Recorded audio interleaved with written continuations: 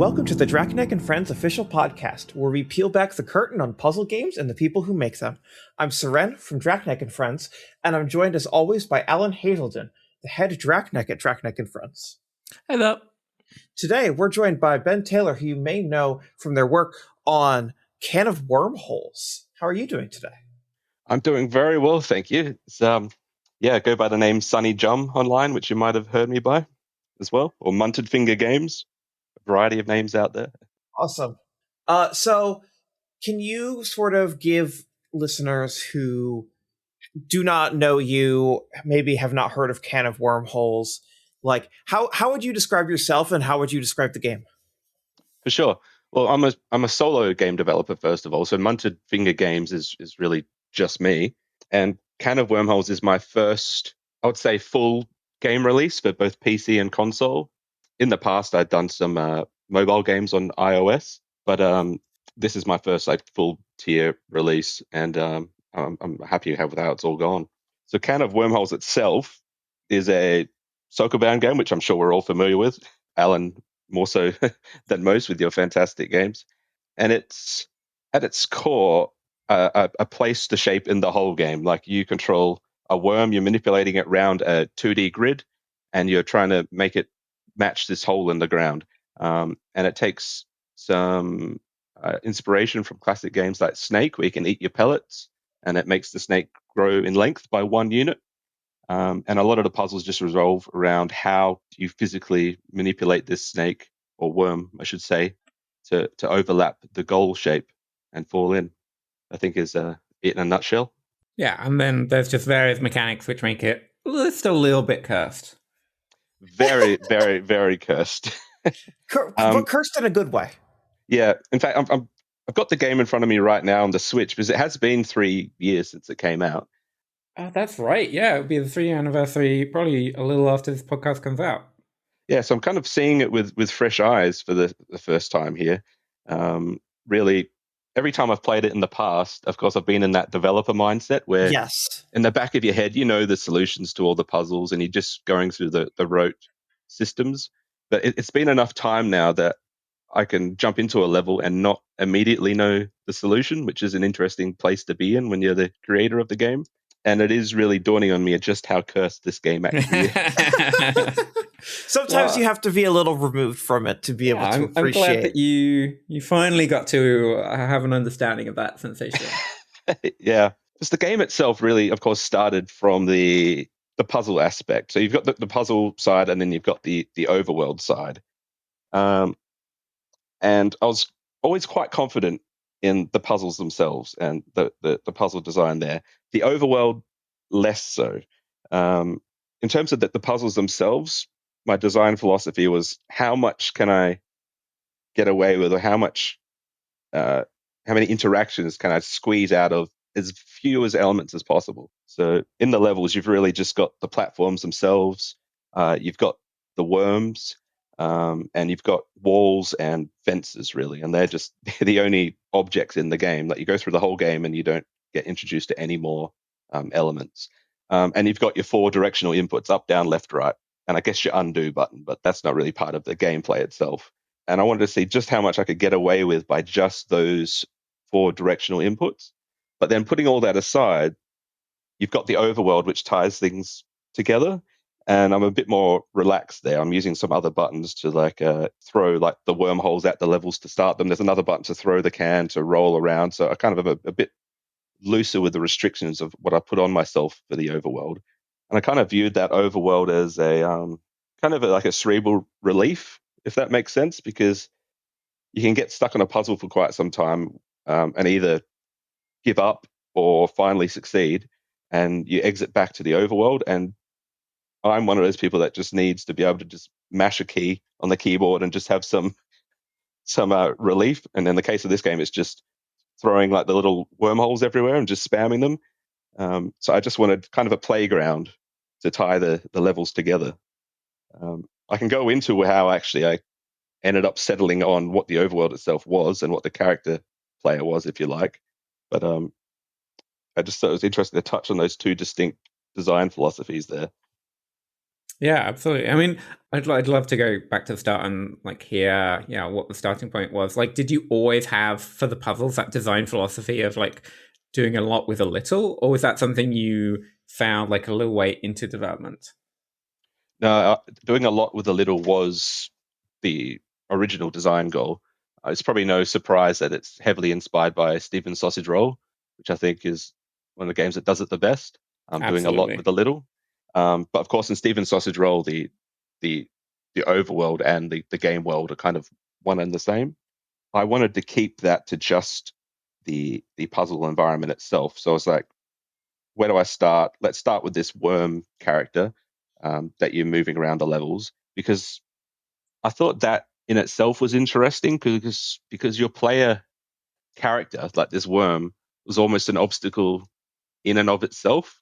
Like based on your position in the world, you can be a wall or you might be locked into position. And I really wanted to think, how do I deal with the ability to move backwards in a game? Because if you're playing Snake, you think, okay, I can move forward, I can turn left, I can turn right. That's three buttons on your keyboard. What happens when I press the button that is facing backwards in relative to the direction of my head? Like, do I retrace my steps? That would require, I guess, having a history of where the snake moved. That's too convoluted. So let's make the snake just, or the worm rather, forgetting what my own character is. Let's make the worm move backwards based on which direction the tail is moving. But then the question is, okay, do I make the tail straighten out once the tile that the tail is on turns, or do I make it remember its direction and just start playing with that? And I found even just creating basic little levels just with walls and a goal on the floor, you could do a lot with that without even having food pellets or without having like pits to fall into or whatnot. Uh, there was just some interest there. So I knew I had something from just that very base level. And then I thought, okay, what can I do with this without adding 1,000 different types of objects, basically? Nice. And yeah, so it sounds like you kind of had like the core movement idea of like, okay, this is the game. You had that idea, you implemented it, you're like, oh yeah, this is good, and went from there. Yeah, exactly. And then like the fences came into it because I was like, okay, I've got these walls. A wall is something which takes up an entire grid square. Um, what if I want a wall that sits on the grid line itself between spaces? Do I just have that be a very thin wall? I was like, no, let's make that its own distinct element, and then let's see what we can do with that. And players of the game will know there's a lot more to the fences than just being a wall. Um, in fact, I think it's like 4 or 5 different things you can do with them by the end of the game, which isn't immediately obvious. And having so few elements kind of means I can hide these extra interactions in plain sight. And a big challenge of the game was that, okay, how long can I go hiding these elements in such a way that if you're really wanting to experiment, or if you knew they were already there, you could use some of these advanced techniques in earlier levels, but the chances of you stumbling upon them accidentally was just very, very low. I don't know if I succeeded in that or not, but that was one of the design goals. Yeah, I was curious, like whether you had a sense of like, because did you after the game came out, did you like watch a lot of playthroughs or like talk to a lot of people playing the game, or we just getting like a general vibe of like game is good without like getting into the specifics of like how people are experiencing it? I did. I did watch a lot of playthroughs. I think Aliens Rock was one of the earliest ones, which I've got a. In addition to you both, Aliens Rock was a big help in just getting the game out there and watching a playthrough. Both his and Joe, of course, did his playthrough. Watching people play the game and seeing them go through the realizations in the same order that I intended, I I, I realized I'd done something right at least, and it made me get a newfound respect for Let's Players as well, because it's one thing, I guess, playing a game on stream where, say, you're like doing a boss fight and you fail over and over. It's like, okay, you start cheering for this person to beat the boss fight, but if you're doing a puzzle game, you're kind of putting yourself on the line. It's very vulnerable because if you're failing at a puzzle game while streaming, in some ways you could feel it's like it's a failure of intelligence. It's not really, but I could see. I'm not sure if I could put myself through that really. Like I wouldn't know how I would deal with it not being able to solve a puzzle on stream. So it's just an aside, but more power to the puzzle streamers out there. I'm getting a bit off topic here, but while I'm saying this, I I I I tried I've forgotten his surname, Alex. He did Leaf's Odyssey. Alex Dino. Yes. He streamed my game, and I was a big fan of his game. So I thought, oh, let's try and return the favor. I'll try and record myself playing his game. And I realized, like 15 minutes into trying to record myself playing, it's just not something I can do. Like commentate while playing and speak through my thought process. So anyone out there that can do that, more power to them. But yeah, that tangent aside, I guess the original question was like, when did I know I was onto something decent, or when did I know people would have a positive reaction to it? I think it was back even prior to the Let's Plays. We did the play testing through the Thinky Discord. Yeah, I was going to ask about what what did you learn from playtesting? I learned a lot. One thing I did prior to putting out the playtesting requests is I built into the game some kind of metrics capturing, in a sense that whenever a puzzle was beaten, I would store the inputs used to complete the puzzle. I would store things like the number of times the hints was used, how long into a puzzle a hint was used, and then I could run some analysis on that after the fact to find, hey, is there some cheese in this level? Like, did someone solve it in less moves than I had entered as the minimum possible? And many times that helped me find and patch cheesy solutions to puzzles. But also I could find like sticking points. Like if someone was spending longer on a puzzle earlier in the game than I expected, then that was one I needed to look at and rework. Because I think the first 10 or so puzzles in a puzzle game are probably the most important, because beyond that, the player, I think, is probably already invested. But when you're still doing those first few, you've really got to show the player what you're offering and try and respect their time as well. So I really wanted to smooth out those first 10 levels in particular. So I think with playtesting of a puzzle game, you can only really have each player play a level once, unlike another game where you could just play over and over and see how it improves over time and as you get more feedback. Once a player solved a level, they've solved it. So if you go back later, their playtesting feedback's kind of meaningless because they've already done the puzzle. So I wanted to capture as much as I could from that first experience of playing.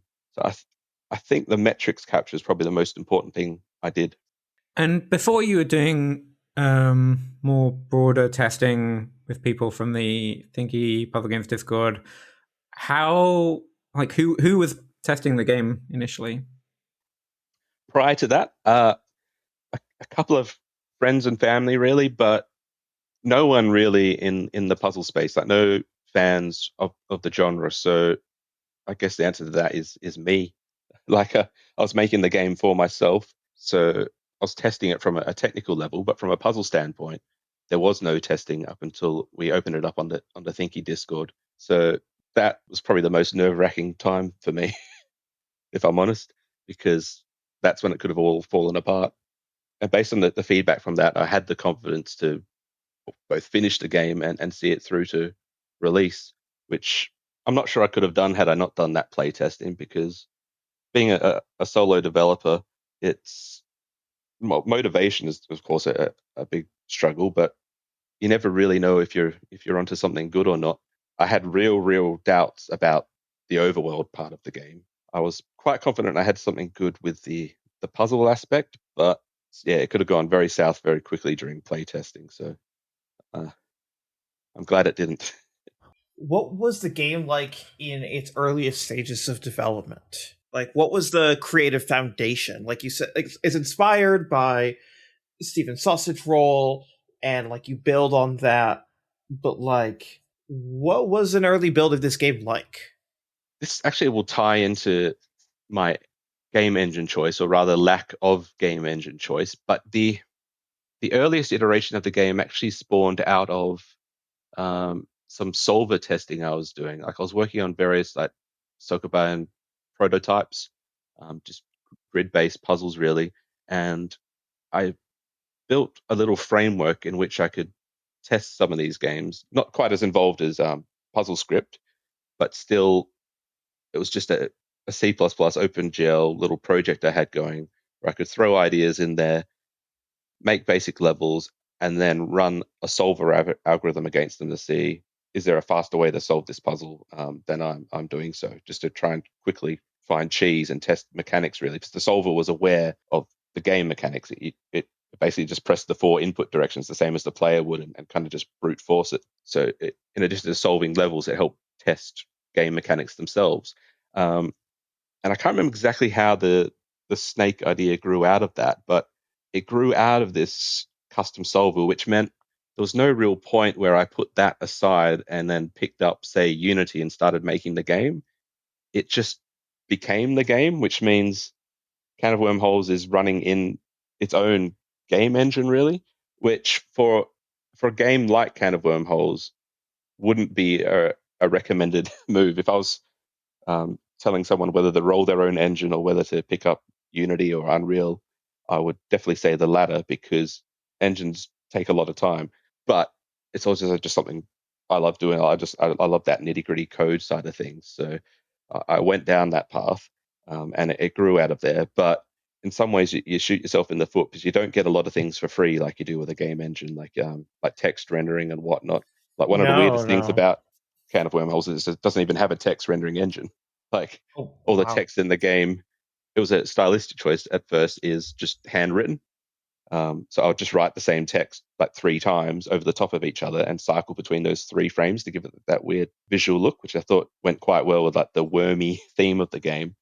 But I didn't think ahead, and of course, when you go to localize a game, I was gonna say, what was the localization like then?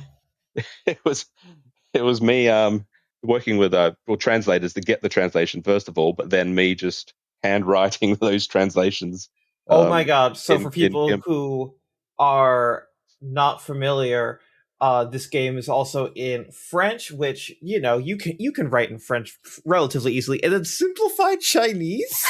Yes, just one of the testers I was working with spoke the language and did the translation for me. So I thought that'd be an interesting exercise, me going through that process.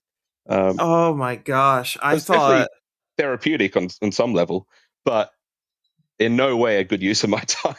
No, it's funny because, Alan, do you remember the process of getting Monsters Expedition's logo translated to Chinese? Only very vaguely. I was like juggling so many things when we were doing that was mostly a me task, but the gist of a lot of that process was like, we got the translations, like you said, that was fine. And then we wanted to have the logo translated, and the logo has like elements of game in the logo. So we went back to the original designer, and they were like, "Oh, I'm gonna butcher this." Yeah, so like, there's artistic restrictions. Be fine. It'll be fine. Just trace the letters or something. And it was a few back and forth. And it turned out okay. With the Monsters Expedition as well, you had the humorous descriptions of a lot of the elements in the world. Oh, yes. And that all had to be translated as well without losing that humor or meaning. That I remember a lot of the localization. Yes, that was like a 2-month-long process. But while the game was still in active development, so we had to lock down the exhibit descriptions way before puzzle lock, before art lock, all that stuff. Yeah. And that was Pip, who has already been on the podcast talking about this. For listeners, in case you're curious, you can go back and listen to that episode. That was just her and I and the localization team, and praying that the comedy was retained. And it seems like it was, from everyone that I've spoken to who's played the game in a non-English language. Although usually, because it's a comedy game, anyone who speaks English will know that the game is in English, and so they're defaulting to it. And I'm like, no. We got to localize. It's supposed to be a good localization. Let me know if you disagree. But And the people are like, yeah, wow, this was really funny in my own language. That's weird. So yeah, that's why I avoided having a lot of text in the game. Because Honestly, great that you were thinking that far ahead. A lot of developers that I've worked with get to the end, remember localization, and then think, oh crap, like especially if they baked text into like textures.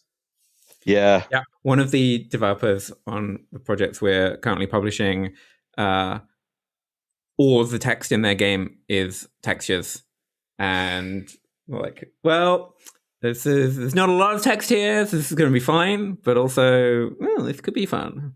Yeah, this is that's called not thinking through about localization and not considering that you might eventually want to translate your game.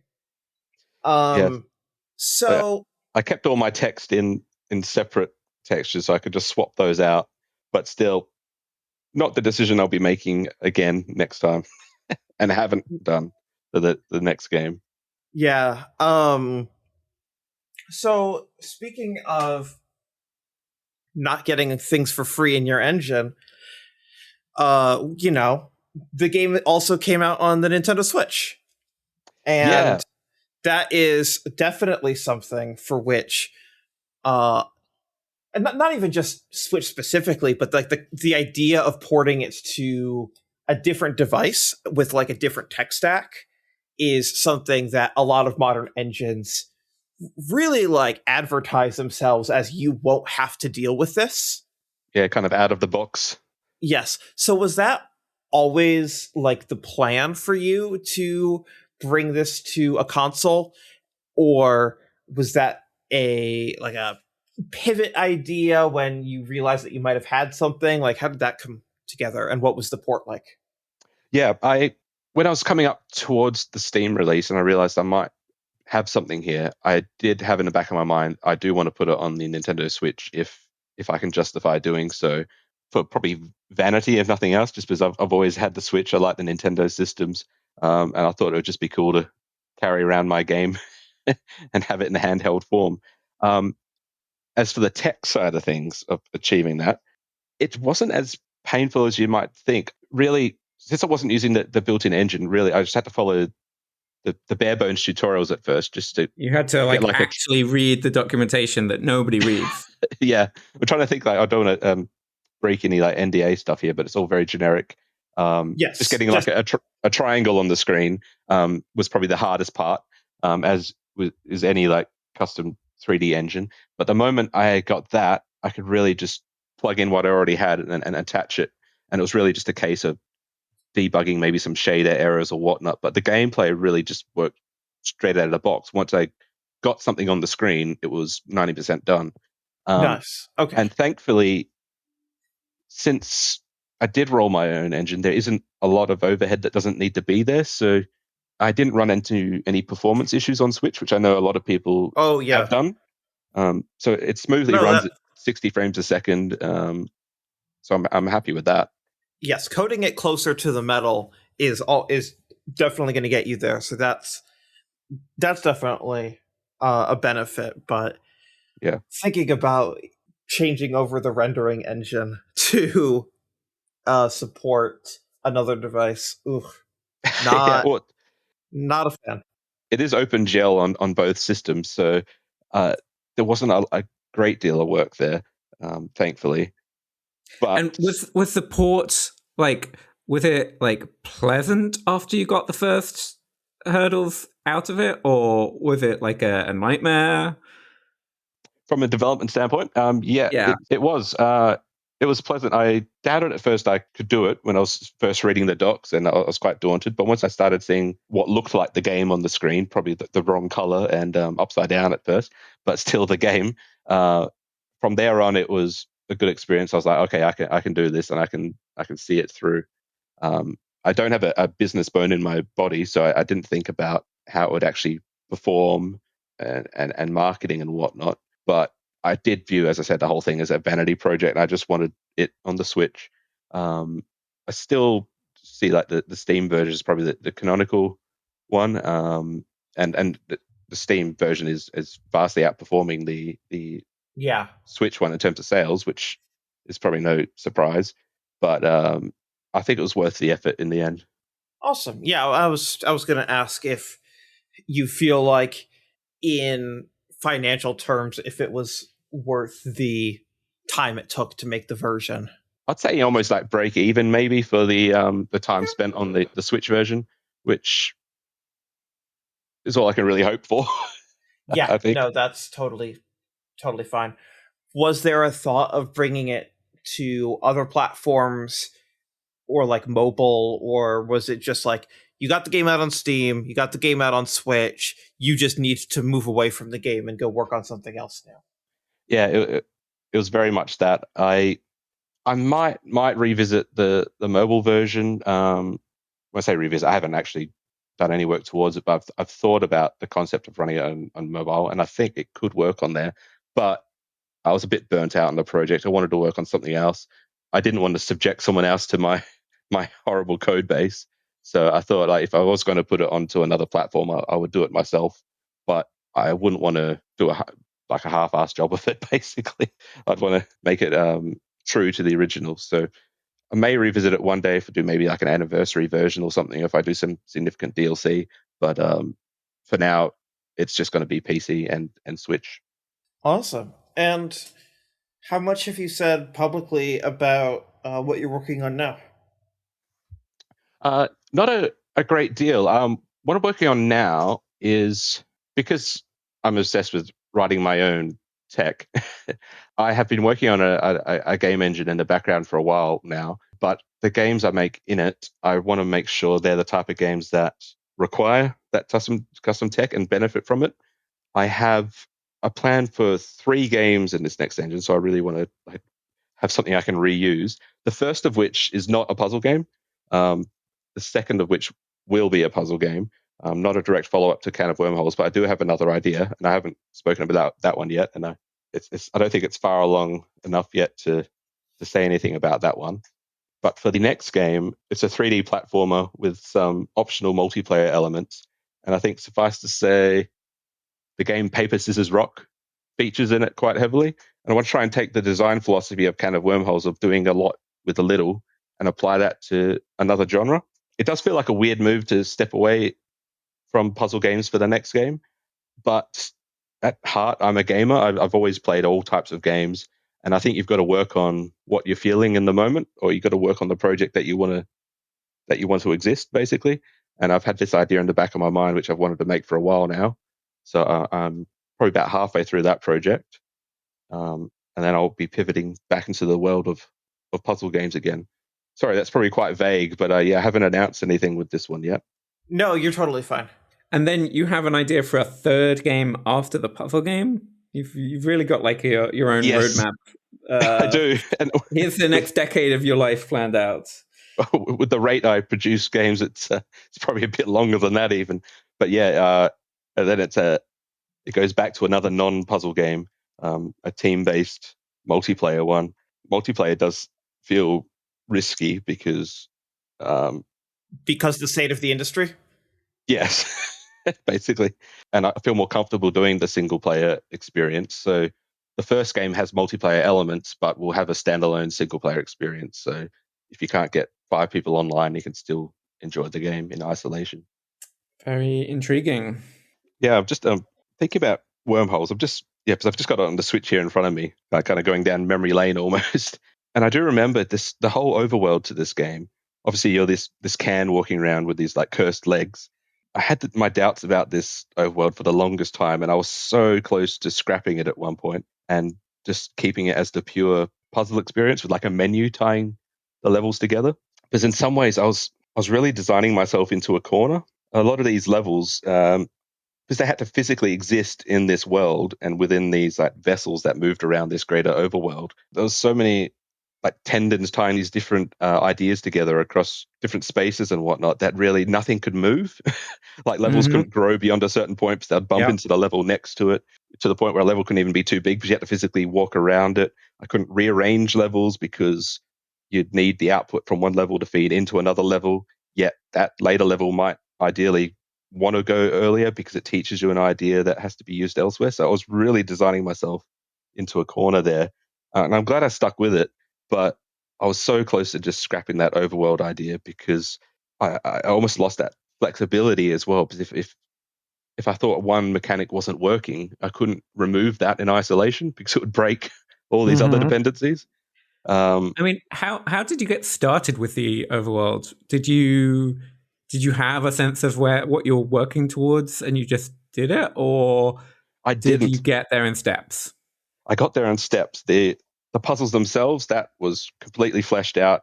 Even some of the meta elements of how it connected together, I wasn't quite sure how that would appear in the overworld, but that was fully fleshed out. But the idea of like a physical can walking around with like worm legs did not exist at all. You were walking around the overworld as this just the ring, like the wormhole style ring that you throw into the levels. You were one of those characters walking around the world. It was just, from memory, it was the ring itself with two legs, a pair of buck teeth, and like two eyes on little tendrils sticking out the top. And you would interface directly with the levels. Like you could jump up onto the level and attach yourself to the end of one of the worms, and you would then start controlling that worm from the end you're attached to. But I realized I was giving the player too much freedom. Like it wasn't clear which end of the worm you should start from, and I was losing too much control over the puzzle design.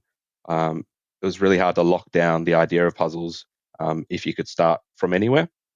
But at the same time, there'll be certain levels where I did want the player to be able to start from multiple places in the level, so I couldn't have it predetermined exactly. So that's where the whole idea of those silos came in, and the wormhole kind of rolling along the floor and attaching to the end of a worm. But then I was like, okay, it's a bit weird if you, the player character, are going along this circuit, attaching to the worm, finishing the level, and then, okay, do I then teleport them back to where they were when you selected the level, or do they exit into the world where they were? And I quickly realized that the wormhole itself that you interact with the level with can't be the player. It needs to be something they kind of throw or shoot at the levels and control remotely. So it's like, I need something that can just throw these rings out or attach them. And it was about that point that the pun Can of Wormholes popped into my head, because kind of everything in this game was a worm or a hole or a wormhole. So I was like, let's just lean into this 100% and just go absurd with it, because I'd already lost any like semblance of reality to this game. So I was like, let's just make this an actual tin can, and let's go even deeper with the worm thing and stick worms onto that tin can and let it walk around. And the moment I had it walking around and its legs going up on the levels or the walls as you walk past, I was like, okay, this is absurd, but kind of fun. And it ties back to what I was saying earlier, where once you finish playing a level and you just need that mental break, it's fun to just walk around and smash into or things and bump into pots or whatever, or just even just spam throw the wormholes everywhere. It was important to me, like those wormholes would throw as fast as you could press the button on the controller, just because that's fun. And that's not something you really think about normally when you think a puzzle game is like tactile fun stuff like that, but you need a mental break. So it kind of grew from there, as absurd as it is. How did the hint system come about? Yeah, the hint system, that came from me wanting to solve the problem of a difficulty slider in puzzle games, I guess, because you can make a level easier and you can make it harder, but you can't appeal to the player who wants it both easier and harder. So I thought, at first I was like, can I add a difficulty slider that as you slide it up and down, elements in the level actually change? Like there'll be certain walls, for instance, which have like a threshold of difficulty that they would appear or disappear as you slid that slider up and down. And it could kind of guide you more into the solution. But people get stuck in different places, I guess. You might find one level easy and another one hard, and yet someone else could find the opposite to be true. So it's like having an easier difficulty in a puzzle game, to me, is having more levels that you can optionally skip. So then I thought, where do I put these levels? Like I've already like locked myself into a corner design wise with the layout of these vessels that you move around the map. So I was like, let's just have these be in this like liminal space you can just teleport to. And that was quite a relief as well. Finally, I had a place where I could throw levels and not have to care about how big or small they were. I could just freely design them and let them be. And then the idea, of course, was let's have these simpler versions of the puzzles, completely optional, but designed in such a way that it pushes you towards the core idea or the insight that you needed to solve the actual puzzle. I didn't want the words show hint or get hint because I knew myself as a player, I would never click that option. I'm not one to use hints in games, but I thought if I was playing this game, this is a system I could engage with. So basically, I was thinking, how do I get someone like me to use this system? And I was like, well, let's call it something other than hints. Let's call it gain insight. And that ended up being probably the most popular part of the game, I think. So I'm happy I went down that path. Yeah, it's been super influential. Yeah, lots of games have come out since yours have taken that idea. And yeah, I saw it in an architect's adventure. And I didn't know it was in there when I was playing it first. So that was a nice surprise to see. So it feels like I've left a mark in some small way. Yeah, and I think both of our upcoming published games are going to have it too. So. Oh wow. Yeah, I wouldn't call it a small way. I would emphasize that the creating a balanced hint system that people aren't unwilling to try is like one of the core difficulties in this space, and you kind of just solved it. Yeah. Well, I'm happy to hear that because at least it's a step towards where we'll end up, I guess. Or I don't think it's perfect, but yeah, I'm glad it's another way of looking at the problem, at least reframing it from hints to something else. It's really interesting to me that if you had just tried tackling these design problems in different order, like if you started thinking about, oh, this game needs to be approachable for people who might get stuck on puzzles before thinking about like, oh yeah, like this overworld, like it needs an overworld, and these constraints on the overworld exist, you might have like ended up with something totally different.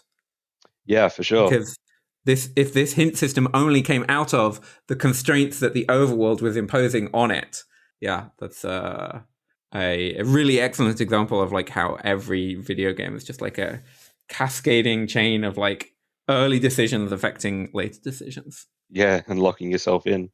I did think another path you could go down is having just a smorgasbord of levels, basically, and they're not mandatory. So if you complete some smaller threshold of these levels, you can make your way through to the end of the game. And then the difficulty slider is just which puzzle do I pick? Basically, if I'm struggling with this one, then I do that one instead. And as long as I can beat one of them, then I'm through. I try to do that to an extent, and a lot of games have done this better than mine, where you can leave puzzles unsolved and still get to the end. In Can of Wormholes, one of the things I would change if I did it again is loosen the requirements a bit and have some alternate paths in some of the later worlds, because there was a few bottlenecks where you really had to solve one hard puzzle to get through. But that all said, when you've got a game that's about like interaction discovery, you really need you can't make it too lenient, or people can miss the crucial thing they needed to learn in this area. Yeah, so it does make it very difficult. But it's so weird for me to hear that it's influenced other games, because I do massively have imposter syndrome, because I still, my day job is software development in a non-gaming sense, and I do games a couple of days a week. I work on those. I've dedicated a few days a week to do game development, but it is just a solo thing, just here on my own in Perth, Western Australia, and it's I've never worked as part of a game studio or anything, so in some ways I do feel like an imposter, but I guess that's quite normal.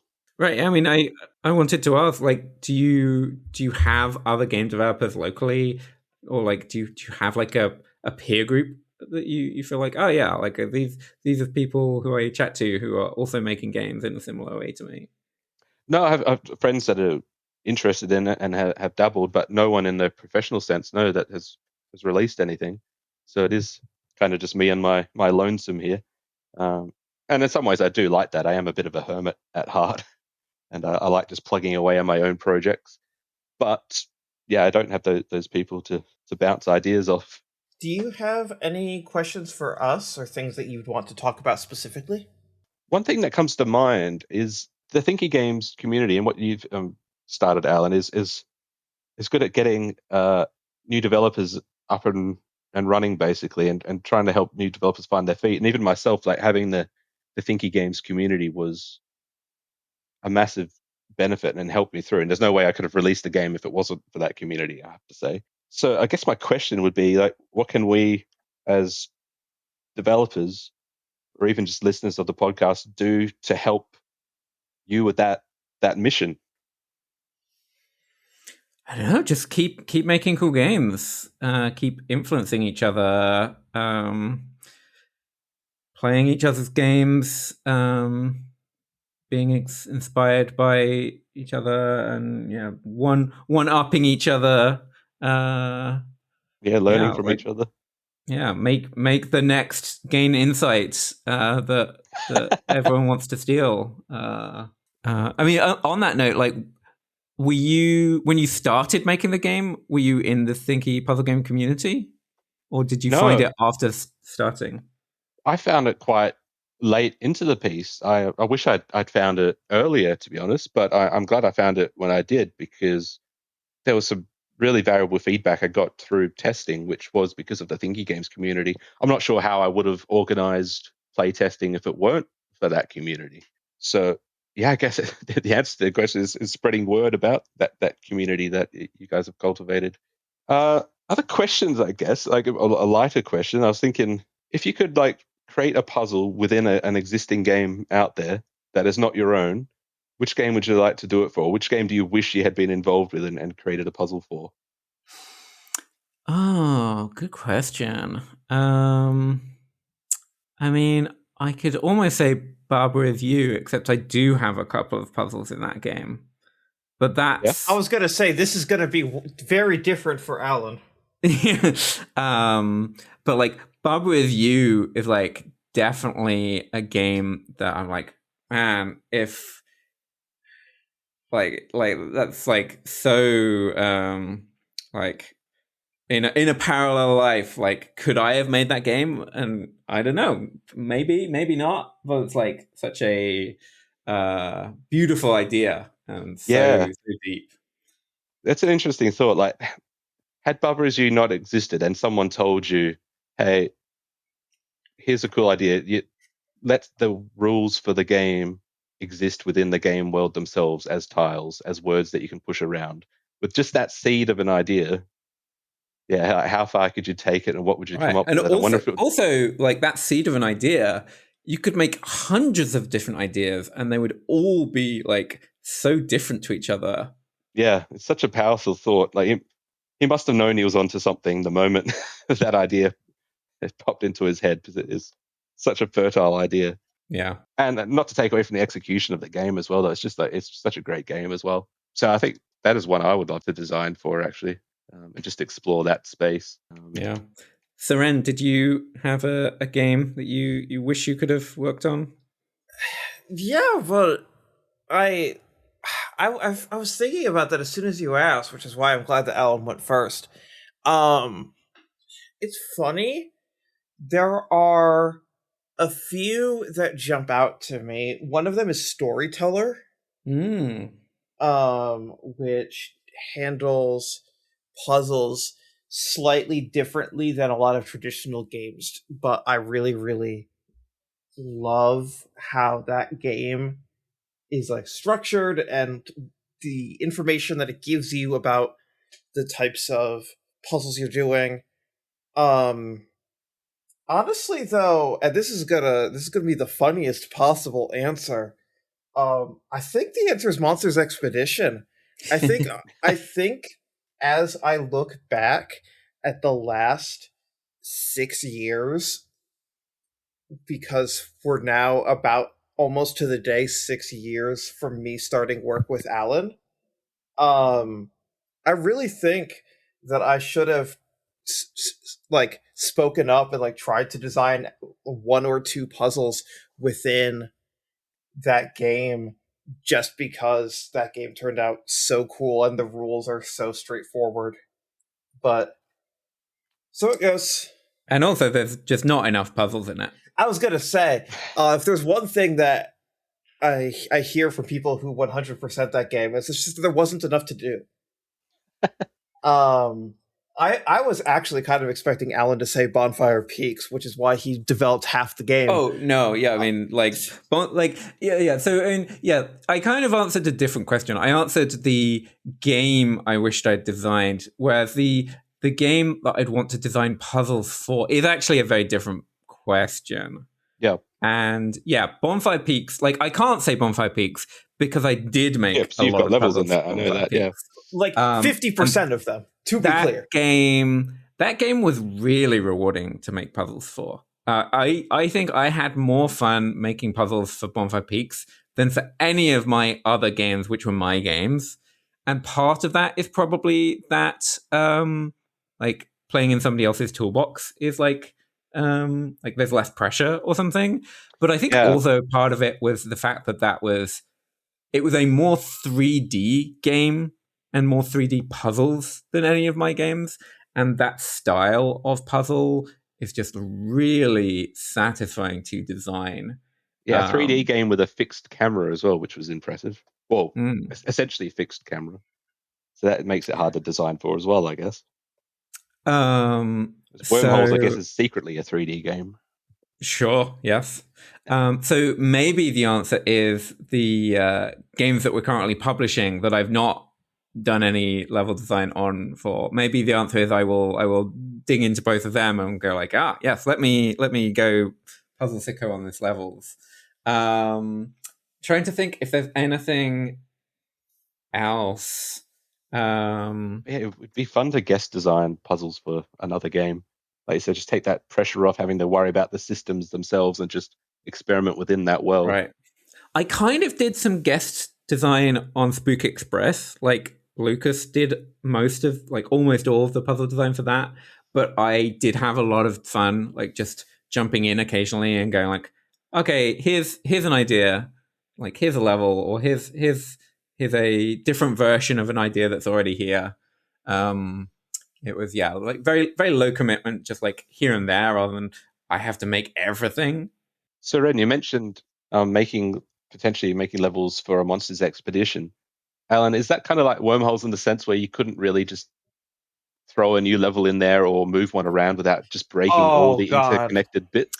It feels like that would be a nightmare to maintain. Yes. I mean, so we had parts of the levels, and like once you had like levels that had like been glued together in a certain way, it was basically the case that if you needed to make any change, you'd need to like separate them out and start from scratch. Yep.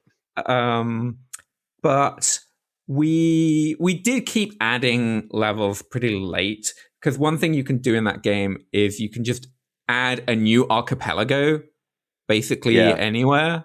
And there's a lot of flexibility with how the different archipelagos or like the different islands chains. Archipelagos is right. Yeah, I was just thinking, but the whole game is an archipelago. But within that, there's sub-archipelagos. You can have archipelagos in archipelagos. Yeah.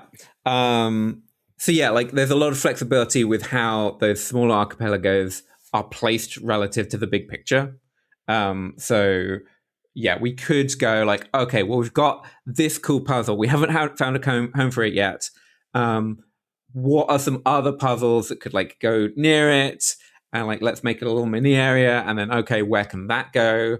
And like, there's lots of places where you can put stuff that's not on the critical path, and you can just kind of branch off anywhere and then go like, okay, well, here's a little optional area.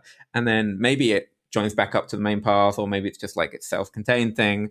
But those parts, like you still had to design them like as a whole, and then go like, okay, well, these islands don't break each other, and maybe there's an interesting meta puzzle here.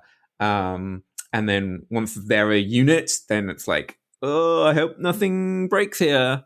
And to be clear, when I joined in March of 2020, a lot of the world was like not all of the world had been connected, so there would have been time for me to jump in, get a puzzle or two in, and then have that be part of the final structure. Now that would be like, if there is, outside of the labor constraints, it's not especially, would not be especially easy to patch in 1 to 2 additional puzzles into that game.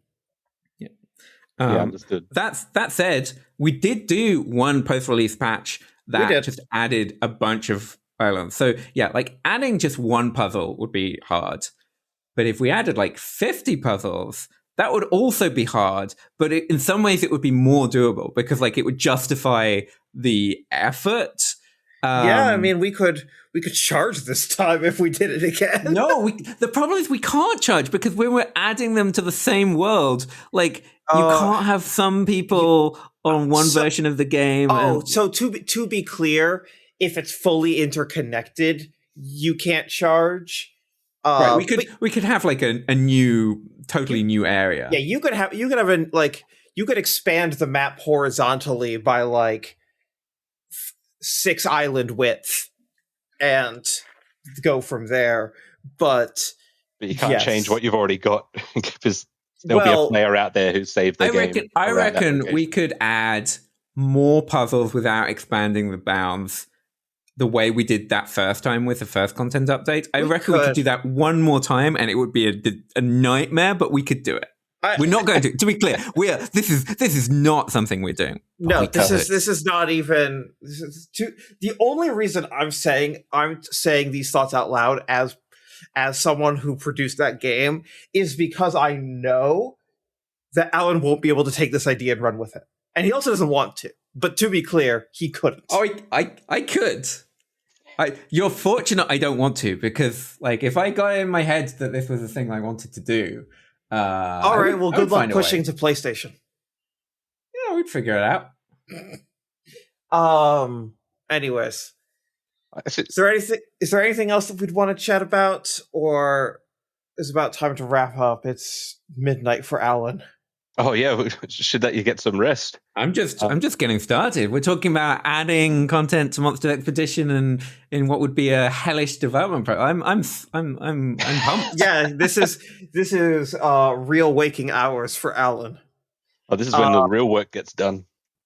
No, goodness, not these days. I've been a person who's been working at like 2 a.m. Yeah, and I don't let myself do that anymore. You were truly working U.S. hours during Monsters Expedition core development. That was a learning. That was an adjustment period for me of seeing you online at like 5 p.m., 6 p.m. my time, and being like, Alan, go the heck to sleep. You'd be like, no. It's like, I could stop working, but I'm not going to go to sleep. Actually, I think Bonfire Peaks was a project that like really taught me that I need to be disciplined about. Yeah. When I start working on stuff, because like Monster Expedition, I mean, like I was like coordinating with a lot of people in the US, and like non-development stuff would be happening, and it would be like good for me to be like, oh, okay, well this happened, I'll just like send this message in Slack or whatever. With Bonfire Peaks, I was like doing level design, and I'd be doing that like late at night. And that's the game where I would just like get in the zone, and I'd be like just making tweaks to a level and like improving it. But like it's this stage where you're like just enough sleep deprived to be working slowly, but not sleep deprived enough to notice. Okay. And to everyone listening who is thinking about getting into game development, who is in game development, who respects Alan's work, please do not behave this way. Yeah, He's talking about this as he has learned since then. This is the cautionary tale. Yeah, because it's like I would just spend so long on like 1 or 2 Bonfire Peaks levels, and then I would get out of it like, oh, I've done it again. I'm still Yeah, very much in that world. no. Please listen to your friendly neighborhood producer. You do your best work not when you're necessarily in the zone, but when you're well rested. Uh, Please. I think it's the curse of being a solo dev, but I'll have weeks where I do nothing, and then I'll have weeks where I do nothing but work on the game, and I'll be I'm like doing dying. like 14-hour days just a week straight. Everyone needs. Okay, new business idea. I'm just gonna sell a Google Calendar, like sign up, form, and anyone who pays me a monthly retainer can just get me twice a month to yell at them about going to sleep. Yeah, I could. I'm getting better with it, but I would have definitely signed up for that Google Calendar. Yes, just like get 30 minutes with a producer twice a month, and those 30 minutes are going to be. And how long are you working? Um, Oh my goodness. I'm jumping all over the place, but it just occurred to me. I didn't speak about the marketing side of things at all No, you for, didn't. for Sure. Wormholes. And that just popped into my head when I was thinking about the solo dev thing. I mentioned earlier I don't have a marketing bone in my body, or so rather, I don't have a business bone in my body, which means I don't have a marketing bone in my body. And as it was getting close to release, I was wondering how I could get this thing out there. I think one move I made, which I think paid off, is reaching out to the Cracking the Cryptic guys, which I know you're all familiar with. And I think they won the Thinky Award, didn't they, actually, for uh, Yes, they did. community creator or something? Yeah. They beat this very podcast. Oh, sorry. No, it's fine. Opening It's up a an old wound there. sore subject. No, not a sore subject. It would I'll be. tread carefully. I simply would have changed my screen name for one day to Thinky Influencer, and then gone back to my normal name. No, you're fine. But yeah, if I alt tab right now, like what I was doing before I joined the call was looking at today's puzzle on cracking the cryptic. So I'm a bit of a Sudoku addict, and I thought, why don't I make like a parody video of one of their Sudoku style puzzles and just submit it to them and see what happens. And then they liked it enough to feature it on their channel, which got me a lot of eyeballs. I ended up doing a parody of one of their Sudoku solves where I made my own puzzle, pretended to solve it, but the puzzle itself had an alternate solution, which I, as the solver of the video, kind of stumbled into and bumbled my way through. So I was misinterpreting on purpose what all the rules meant, but it happened to solve the puzzle in the correct way. But if you were to solve the puzzle just from a normal perspective of following the rule set, you could also get to the same solution. So I thought that was a novel idea, and they seem to have liked it. They put it on their YouTube channel. I snuck a few references to my game in there at the end, and I saw my wish lists jump up when that happened. So I say I don't have a marketing bone in my body, but I think I made at least one right move there. Marketing only acceptable if it's if you can trick yourself into believing it's puzzle design. Yeah, well, I made a puzzle and solved a puzzle as part of the marketing move, so I guess that counts. It was puzzle design. It's like Alan. It's like this idea that has been floated a few times of why don't you just make a bespoke version of the game for streamers that has different puzzles so that when a player buys it, they don't see the same puzzles. And the answer is just like, oh my god. It's I funny remember the first time that was recommended to or suggested to us, and I was like, "Get out of the room." it's funny you say that, because on my next game, not that I'm making custom content for streamers, but trying to lean into that whole angle of actually being able to activate some content that only shows when someone is streaming your game. So say you're watching the game, you could activate something at like the back end and it would show some unique content that only they would see. I don't want to go into too much detail here, so I'll be giving some stuff away, but I've been thinking about that as kind of a meta marketing aspect for another game, where the streamer themselves becomes part of the story of the game unknowingly. There's room to explore there. Awesome. All right, with that, we should probably wrap up the conversation. But thank you so much for jumping on and having a great conversation with us. Oh, it's a pleasure. I've never done anything like this before. I appreciate the invite. Um, I'm stoked they're still interested in the game after 3 years. So thank you. Where can people to you find both. you online? Well, the game itself, Steam's the best place. Can of Wormholes, if you search, and for me, munted finger on either Blue Sky or X. When I announce a new game, that's where it will be. Or sunnyjum on the Thinky Discord. Pop in and say hi. Awesome. Well, thank you again for joining us. Alan, Oh. thank you for staying super late. Yeah, worth it.